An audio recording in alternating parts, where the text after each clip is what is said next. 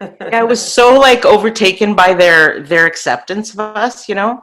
Like we played music for them and they played music. We danced, they danced. We weren't speaking the same language, but we understood each other, you know? If you're like me, you have a heart for missions and may have already done some missions work yourself. But you also see some huge issues in the way missions are being done. Like, why are we still sending out monthly newsletters in a digital age when technology allows for instant updates in the palm of your hand? Or why are we convinced that we need to raise 2 years' support before going when all 12 disciples dropped what they were doing and walked away? Or why are we allowing denominations to decide who can and cannot go do what God is calling them to do just because of things they've done in their past? And at what point did we brand following Christ to be a life of scarcity and sacrifice when it's truly a life of abundance and privilege? These are some of the glaring questions in the missions world today. And Watch Missions Live is here to reshape the way you see missions. It's time for missionaries to rise up, create a shift in perspective, a change, a revolution in the way things are done, and give you the real story. One of abundance, fulfillment, and privilege. My name is Aaron Jennings, and welcome to Watch Missions Live. Hey everybody, welcome to Watch Missions Live, and today I have Nelia Hutt and Melissa Alves, and we're going to talk about Nelia's trip to Guatemala. Why don't you take a minute and introduce yourself for us? Hi, Aaron. Hi, Melissa. I'm so happy to be here with you guys today. In Ontario, Canada. I've been married for 24 years now, and I have a beautiful 13-year-old son who's going on 16, I think. But I got one of those too, Nelia. hence I only have the one, right? But honestly, he is fabulous, and I must say he was the one who taught me how to give to others. He started his own nonprofit when he was 6, and he's been feeding the homeless ever since. And he runs that by himself now at 13. So he's really taught me a lot. So I have a great family and support. That's awesome. Sounds like we need to talk to him too. He's too shy. He may not do it, but he's very humble. As some of you know, Melissa Alves, she's been on other episodes, but why don't you say hi too, Melissa? Hello, how is everybody today? I am so excited, Nelia, to have you on today. And I do not believe you when you say that your son is shy, because that is how you got onto this podcast, you interviewing him, and he did an amazing, amazing job. Yes, he did, but ever since it's come out, he's asked me to take it down numerous times. Oh, no! He's like, my friend heard it, and now like they're talking about it, and then I'm like, that's okay, you're doing a good thing. You shouldn't be embarrassed about it, but yeah, it's not for him. Yeah. None of us like the way we sound when we're all done, but you know. But he's doing a wonderful thing, and he should be proud. Oh, thank you. If you ever need any motivation, we're always happy to fuel people. So let's talk about your trip to Guatemala. You said it was called the Ukulele Project, and you were taking ukuleles down. So get into that a little bit. Like, how did you figure out about this? Did you hear about it, or did you make it up? Like, how did this come to be? Yeah. So first of all, I just wanted to say that I really love the message of your podcast. It's so important for people to know how easy it is to plan your own mission trip. I think that if more people realize this, then people would do it over and over and over again. I've only been on the one, but it's kind of weird how it came about. So growing up, I always wanted to participate on a mission trip, but I always thought that it would be hard, it would be dangerous, it would be costly, and I was a little bit afraid to do it.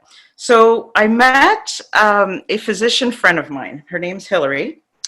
And the first time I met her, we got to talking, and she mentioned to me that for years, her and her family would go down to Guatemala and serve people there, even as a teenager.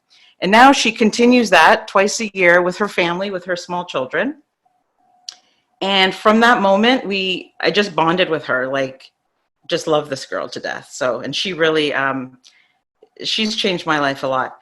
So I immediately asked her if I could go on the next trip. Like the first day I met her, I said, can I come on the next trip? So she's like, yeah, for sure. Anybody can join. I'd love to. So we started planning the trip. Trip was canceled. Volcano blew up. There were some things that happened. So we didn't go down.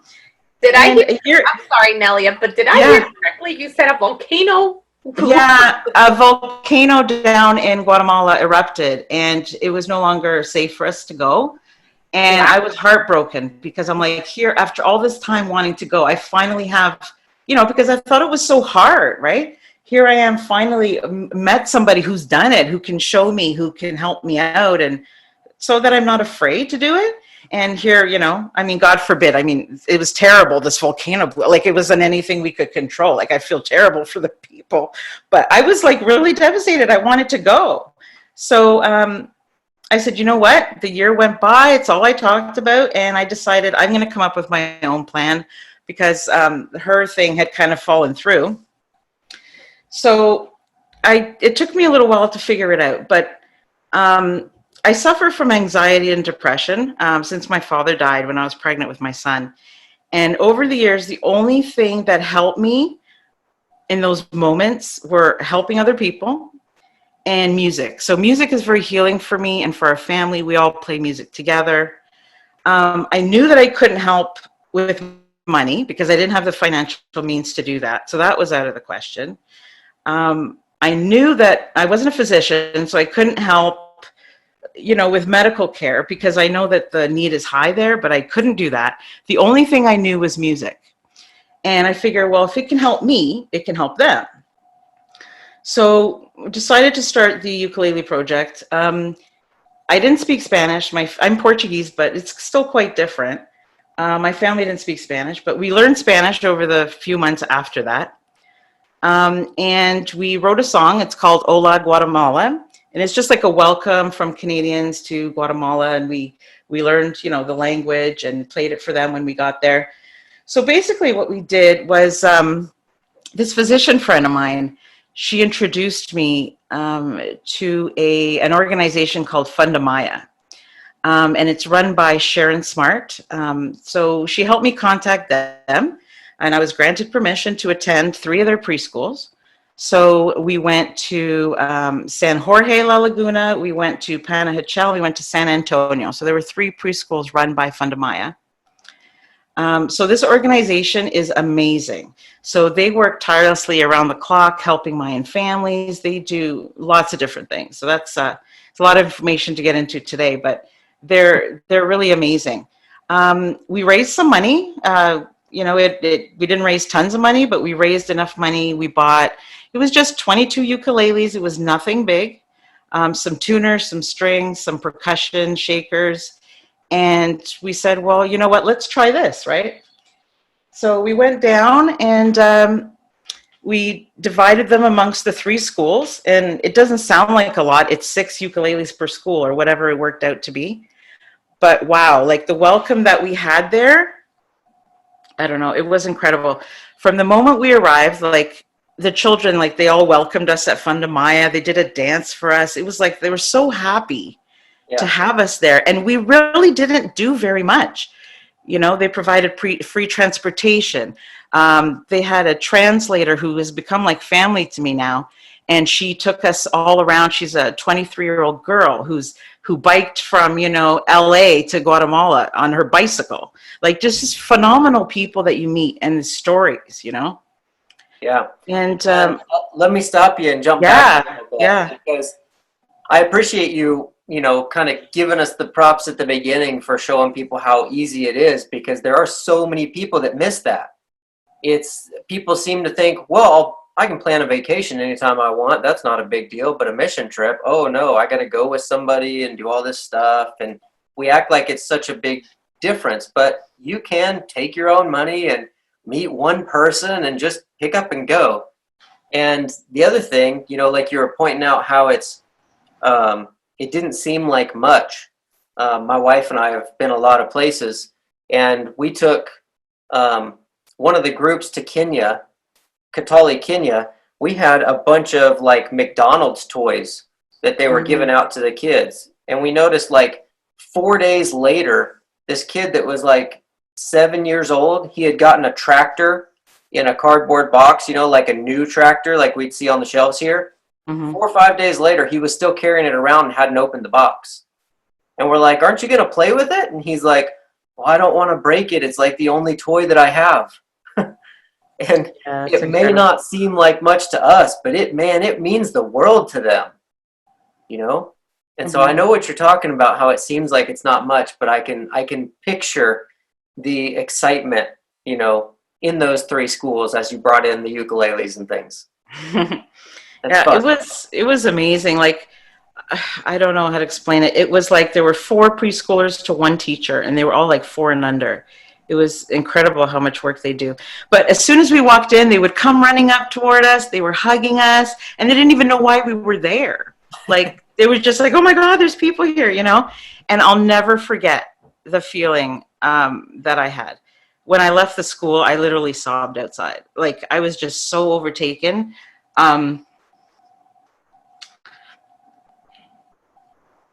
Sorry. It's fun and hard to think back, isn't it?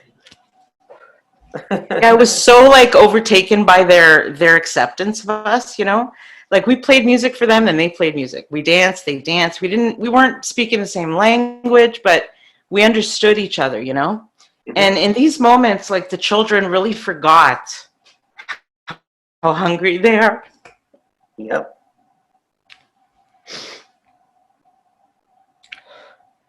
They forgot how tired they were because they have no place to sleep. And they were just children, Sorry. That's okay. I've seen it. I know exactly what you're talking about. And I know exactly what you're feeling right now too.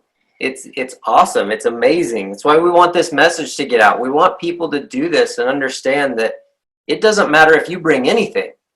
Right. Those people there, when you show up, that means the world to them, that you did everything you did just to get there to spend time with them. You don't have to bring anything. Right. And it is.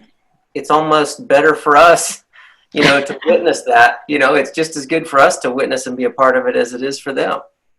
Yeah, it's just, you don't know. It's going to feel good, but you don't know until you do it. And music has no limits. Like, it's an international language.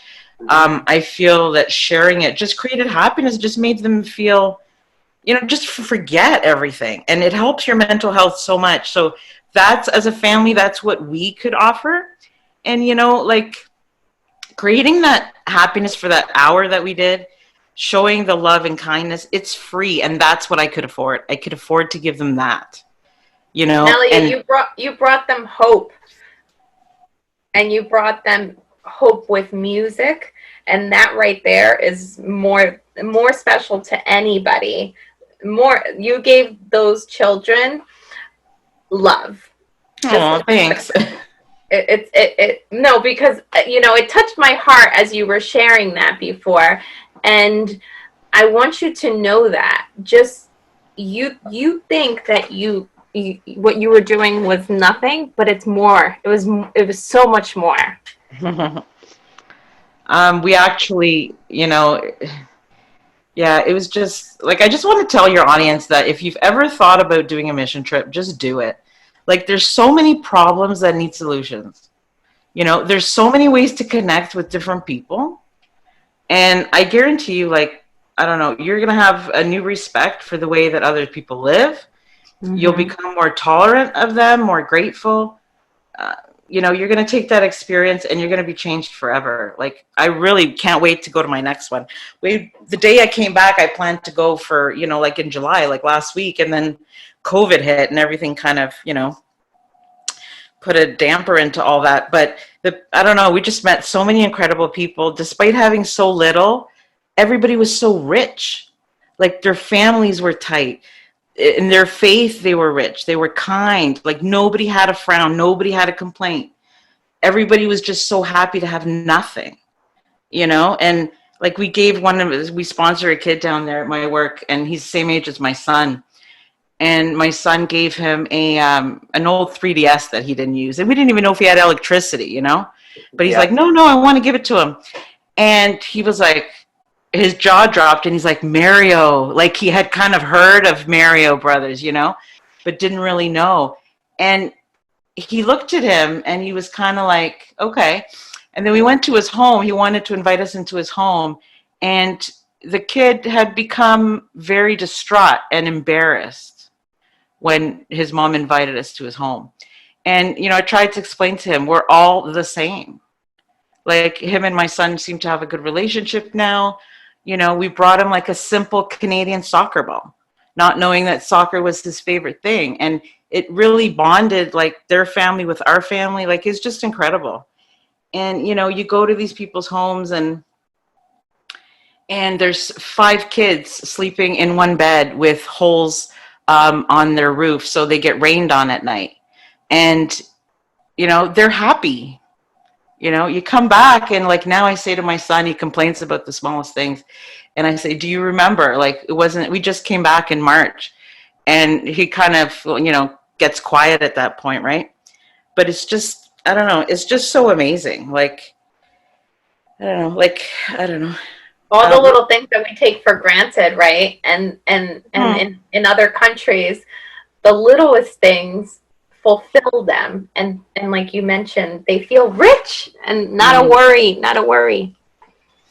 It's like, what really upset me was when we got back, like I said, I immediately started planning my next trip.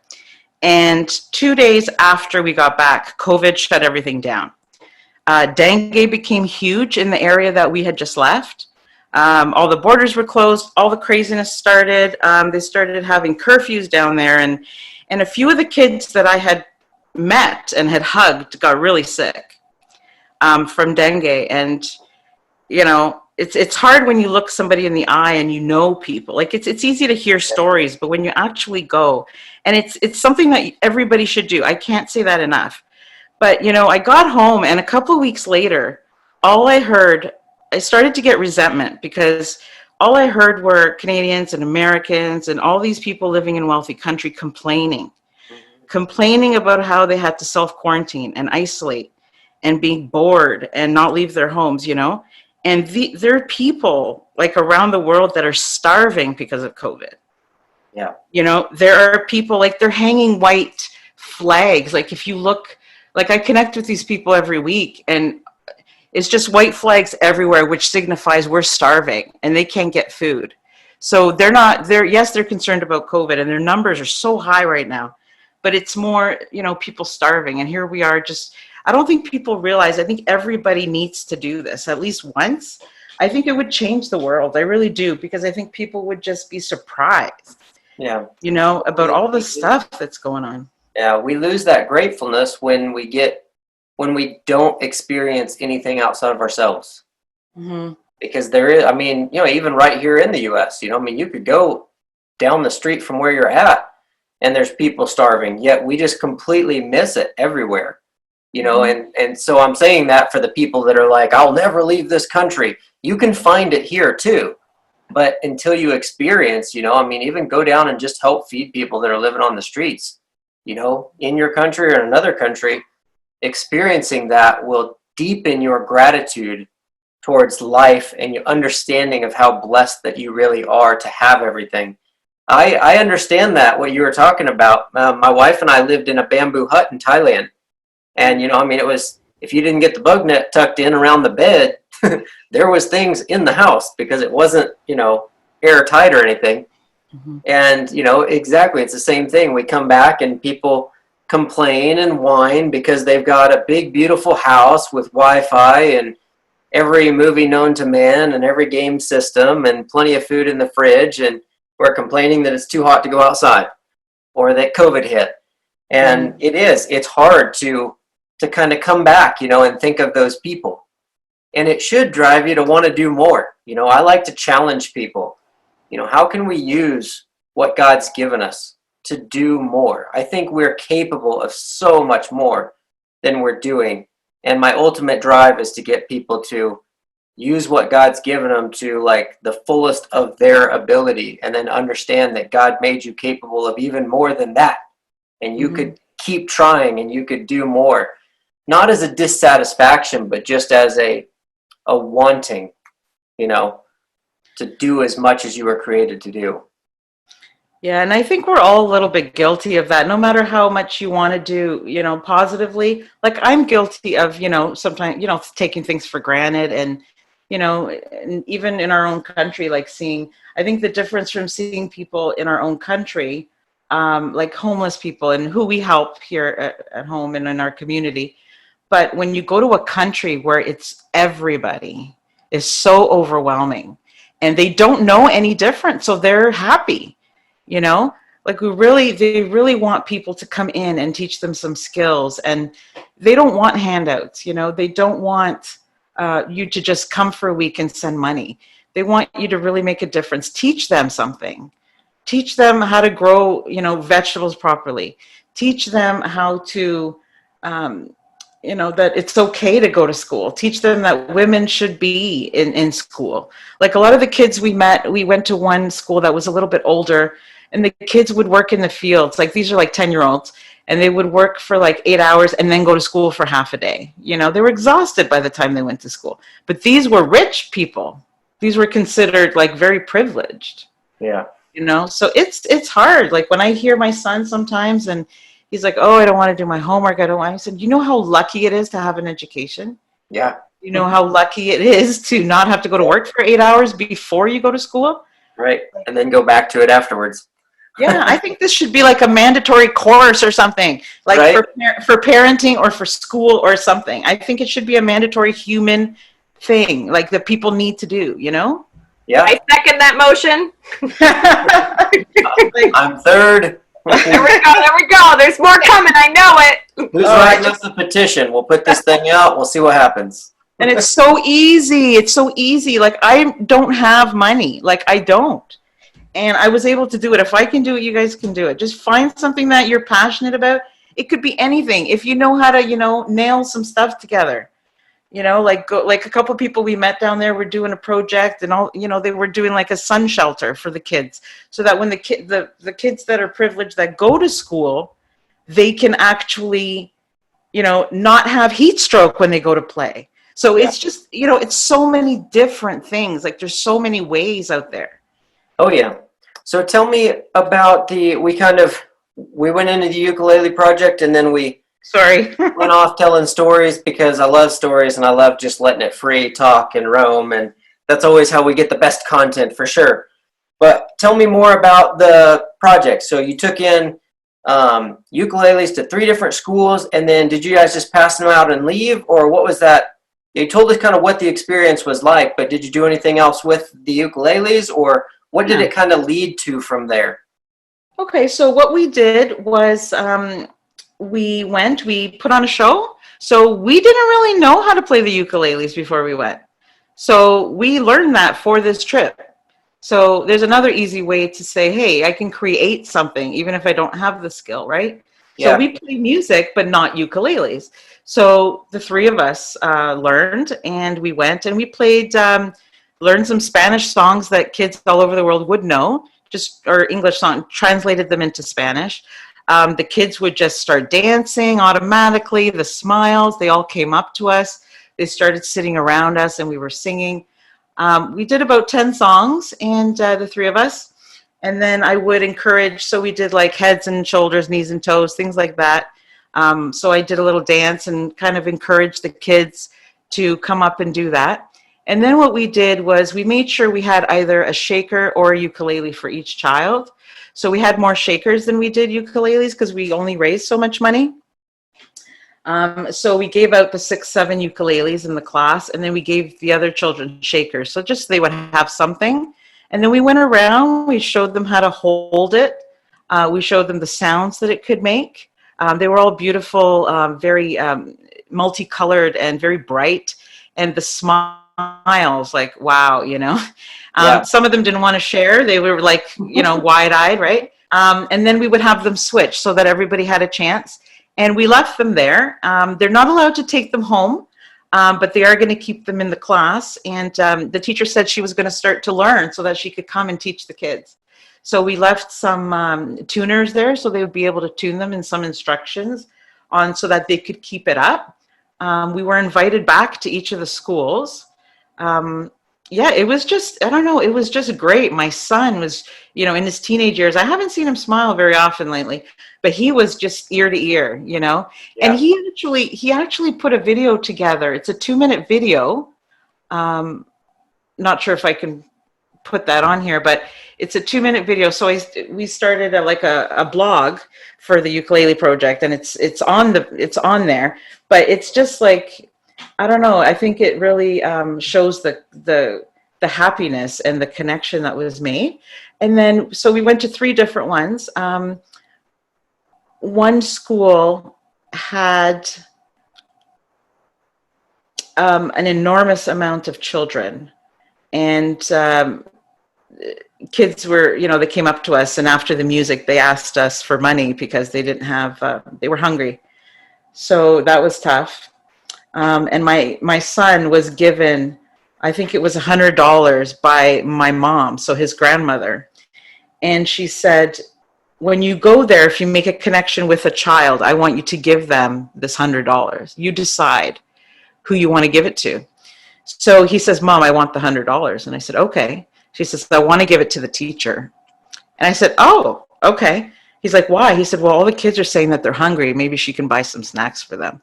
So that's what she did. She bought a week's worth of snacks for 40 children with that $100. Yep. So it was great. The kids were dancing though, and they had learned an English song for us. So it was so great. Like, I have so many videos, and it's amazing. So whenever I feel kind of down or I'm having a bad day, I watch the videos and I just put myself back there, and I love it. Like, I can't wait to go back again. Sounds awesome. Sounds awesome. Hopefully it's encouraging other people to chase this experience for themselves, because it will enlighten you for sure. And too, God gives every one of us different passions and different talents. And a lot of people think that some passion or some talent is more useful than others. Like, I can't build houses, or I'm not rich, or whatever it is. But God made you love music. So you could use that. And every single one of us, whatever you're passionate about, it's God-given. Don't compare yourself to somebody else's passion. Just use yours. How can you use yours and do with it? So let's wrap this up a little bit here. And I always like to end with, what is a God story or a Godcidence that, where God showed you something or provided or did something amazing that we otherwise would never hear about unless we run into you and you tell us the story? Okay, so I'm a Christian, and I grew up in a Portuguese Christian home. We went to church, and then when I was 33, my father got sick, and I stopped believing in God. So the day before my father died, he said to me, he said, if you had not been my daughter, I still would want to be your friend because you have a good heart. And, he died. I was pregnant at the time, and he died at Christmas Eve. And so, we always celebrated Christmas and the birth of Jesus. And it took me a few years. I became really depressed and honestly had a very hard time believing, Yeah. and having faith. And over the years, my son, through his project, has, really shown me how helping others is really not about you. It's about God, and it's about, just, I don't know, connecting with people. We're all just here for the same amount of time. Like, life is so short. And then when I started losing faith again, I met this physician friend of mine. And the first day, things happen for a reason, and the first day I met her, we had made these plans to go to Guatemala. Like, it was incredible. And she invited me to her church, and we've been going every Sunday before COVID together. And I was kind of leery at first, and it wasn't the typical church that I would normally go to, like a Catholic church, but I cried the whole time I was there that hour. And we've gone together every week, and it really has opened up my eyes to so many things. And I don't know, I took that with me when I went to Guatemala, and I think I had my eyes more open, and I just felt I felt like even if you don't, no matter what religion you believe in, I really feel that there is something out there. Like I just felt it feels so powerful. Like I had moments where I felt like a comforting embrace surrounding me when I was on my trip. Like nothing bad was going to happen. You Right. know, like I felt safe. So I think that for me, that would be, I don't know, I know it's a few different parts to an answer, but I don't know, it's all connected for me, you know? Yeah. No, it sounds like you felt like God was walking with you on your trip. And it didn't Yes, matter yes, what was going on with you. It didn't matter the denomination or whatever was happening before. It was just exactly. God was walking with you and you could feel it. And that's what's awesome. You know how you're talking about the different religions and believing there's more out there and everything. We don't talk denomination on here at all. But, you know, the Bible says that creation, trees and mountains and everything, that God created it in such a form that if man never had the Bible in front of him or another person, he never met another person, he would be able to look upon the earth and understand that there's something bigger out there and something beyond there that created all this. So it's what you're feeling. It's like that's the way God created this place, you know, was so that we could feel him no matter what. And all we have to do is be open to it like that, opening our eyes. Yeah, and I'm learning every day, you know, but I'm so much more open to it and it's changed my life. Like I was always afraid of death before, but when I was on my trip, like you said, I felt comforted. I felt that there was no reason to be afraid. So, Right. and I thought, you know what, if something happens, it's meant to happen, and I was okay with it. I felt that I wasn't alone, Yeah. and You I never, haven't you always never felt are. that way. Yeah, and I haven't always felt. I've felt alone a lot of my life, and I don't anymore. Well, it sounds like that relationship is getting where it needs to be and just keep seeking and deepening that because once you get to a point where you know exactly where you're going and why and how and you won't be afraid of anything. And then people will call you crazy like they do me. And me. And Melissa. You'll start having all these good ideas and telling people about Christ. It'll Yeah, be you guys awesome. are awesome. I've been starting to listen to a lot more music, yeah, around that topic. So, and I'm really enjoying a lot of the messages I'm hearing in some of the music, like the Christian music and just different music out there. It's amazing. Oh yeah, there's so many things out there that we don't know anything about. There's so many resources. Speaking of the resources, you've mentioned a few things that I want to make sure we ask you about. I know you have a podcast called Giving Starts With You, right? I do. It's new, very new, just a few Just weeks now. launched. Okay, and where can people find it? Apple Podcasts right now on Gotcha. iTunes. Okay. And then what about the blog? You mentioned you had a blog. Yeah, I started that just before the Ukulele Project, so I could have a place to record some of the trip, and so that I could also put some information and maybe gather donations for my son's homeless drive as well. So that's fairly new as well. It's called travellivegive.com.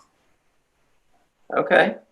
And then that was the other thing was what's your son's nonprofit? I know you kind of told us a little, you know, real briefly what it was he was doing, but what's it called and what's the area where he's focusing? Yeah, so it's called Evan's Loot Bag for the Homeless. We Evan, don't what? loot bag. Okay. Yeah, he was 6 and he wanted to give loot bags out, so that's what we called it. Yeah, it's done in the community in Barrie, Ontario, just north of Toronto, and we run it once a year, and we reach about 50 people. In a short form, it's gone from the two of us to about 30 kids Mm-hmm. and about 10 families, and we go out and yeah. Cool. That's Sounds like awesome. fun. Sounds like fun. Good way for him to be coming up in the world for sure. One, helping people and reaching out, and two, setting that example for other kids his age. Thank you. I'm Well, pretty proud of him. yeah, sounds awesome. If we get him to where he's a little more comfortable, you know, like I said, we'll have to get him in and talk to him so he can talk about it. Well, hey, we really appreciate you giving us your time and telling us your stories today. Thank you for having me. What an honor. I love what you're doing. I'm so excited. Well, thank you very much. We work hard on it. Melissa, thanks for coming in and giving us your time as well. Thank you, Aaron. Thank you, Nelia. It was a pleasure having you. Oh, thanks, Melissa.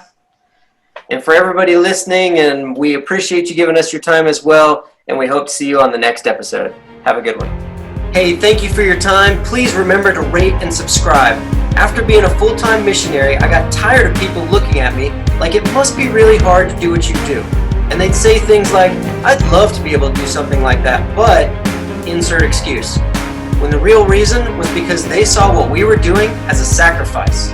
That to do missions work, they would have to give up everything that quite honestly was forcing them to do things they didn't like, for people they couldn't stand, so they could afford things that they didn't need. The truth is, as full-time missionaries, it was one of the few times in my life when I was truly fulfilled.